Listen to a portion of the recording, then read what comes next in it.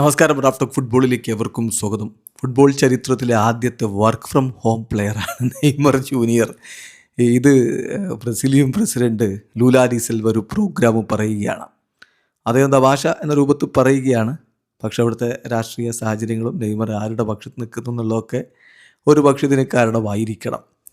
ഏതായാലും Lula da Silva ഒരു പ്രോഗ്രാമാണ്, ഒരു കുട്ടിയോട് അവിടെ ചോദിക്കുകയാണ്, ബ്രസീലിനിപ്പം നല്ല പ്ലേയേഴ്സ് ഉണ്ട്, ആരാണ് ബ്രസീലിലെ ഏറ്റവും നല്ല പ്ലെയർ? അപ്പോൾ കുട്ടിയുടെ മറുപടി നെയ്മർ എന്നാണ്. അപ്പോൾ ലൂലയുടെ മറുപടി, നെയ്മർ ഇപ്പോൾ കളിക്കുന്ന പോലും ഇല്ല ഡ്യൂട്ട്, നെയ്മർ കളിക്കുന്നില്ല. നെയ്മർ വർക്ക് ഫ്രം ഹോം എന്നല്ല, അദ്ദേഹം ശരിക്കും ഉപയോഗിച്ചത് ഓഫീസിലിരുന്ന് കളിക്കുന്ന ആളാണ്, വീട്ടിലെ ഓഫീസിൽ നിന്നാണ്. അതായത് നമ്മുടെ നാട്ടിൽ വീട്ടിലെ ഓഫീസ് സെറ്റ് ചെയ്യുക എന്ന് പറഞ്ഞാൽ വർക്ക് ഫ്രം ഹോമാണ്.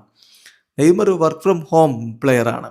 ഞാൻ കഴിഞ്ഞ ദിവസം ഇൻ്റർനെറ്റ് കണ്ടതാണ്, നെയ്മർ വർക്ക് ഫ്രം ഹോമിന് വേണ്ടി, റിമോട്ട് വർക്കിന് വേണ്ടി ടീമിലെടുത്ത കളിക്കാരനാണ് എന്ന്. അതായത് ഒരു ട്രോള് കണ്ട കാര്യമാണ് അദ്ദേഹം പറയുന്നത്. തീർച്ചയായിട്ടും നെയ്മർ ഒന്നുമല്ല എന്ന് തന്നെ ലൂല ഡി സിൽവ പറയുന്നു അതിന് മറുപടിയായിട്ട്. കൂടെ നിൽക്കുന്നവരെല്ലാം വലിയ രൂപത്തിൽ അതിനെ സപ്പോർട്ട് ചെയ്ത് ചിരിക്കുകയൊക്കെ ചെയ്യുന്നുണ്ട്. അപ്പോൾ പിന്നെ അദ്ദേഹത്തോട് ചോദിക്കുന്നുണ്ട്, അപ്പോൾ ആരാണ് വേൾഡ് കപ്പിൽ ബ്രസീലിനെ മുന്നോട്ട് കൊണ്ടുപോവുക? ബ്രസീലിൻ്റെ വേൾഡ് കപ്പിലെ പെർഫോമൻസ് കണ്ടിട്ട് എന്ത് തോന്നുന്നു? അപ്പോൾ അദ്ദേഹത്തിൻ്റെ മറുപടി, ബ്രസീലിൻ്റെ വേൾഡ് കപ്പിലെ പെർഫോമൻസ് കണ്ടപ്പോൾ എനിക്ക് തോന്നുന്നത് മെസ്സിയെ നമുക്ക് സൈൻ ചെയ്യാൻ പറ്റുമോ, ബ്രസീലിന് വേണ്ടി കളിക്കാൻ വേണ്ടി മെസ്സിയെ സൈൻ ചെയ്യാൻ പറ്റുമോ എന്നാണ് എനിക്ക് തോന്നിയത് എന്നാണ് ലൂല ഡി സിൽവയുടെ മറുപടി. ഏതായാലും ഇത് വലിയ രൂപത്തിലുള്ള ചർച്ചയായി മാറിയിട്ടുണ്ട്. വർക്ക് ഫ്രം ഹോം പ്ലെയർ, അതൊരു വല്ലാത്ത പ്രയോഗമായി.